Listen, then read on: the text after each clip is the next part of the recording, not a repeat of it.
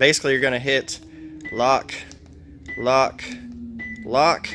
If you have a gas engine, it will only take about 5 seconds, and then she will fire up.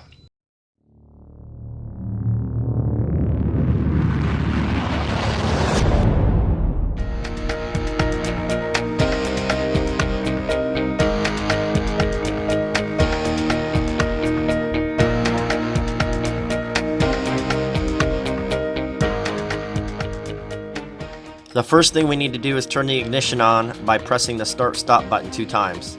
We're going to rotate the steering wheel, and we're going to remove the screw on the right side, and then also remove the screw on the left side. Once you guys have the screws removed, go ahead and take a pry tool, stick it in by the headlight switch, and break loose the bottom portion of the steering shroud. Once it's loose, go ahead and pop it off. The next thing we're going to do is remove the dash on the left side, pop it loose, remove it, and then go ahead and disconnect all wiring connectors.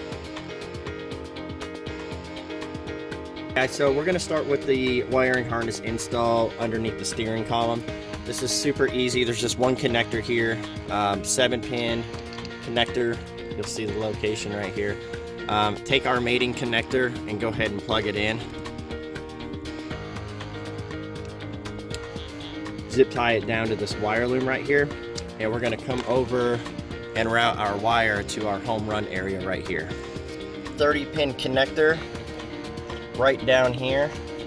You'll see our harness here. So what I did was I went right through between this metal brace and the plastic, and you can drop it straight down. The BCM connector is right there. We have the 30-pin BCM connector under here.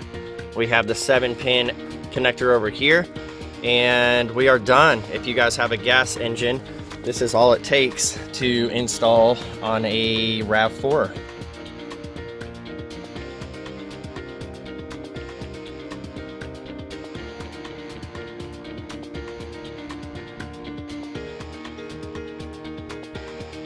Basically, you're going to hit lock, lock, lock.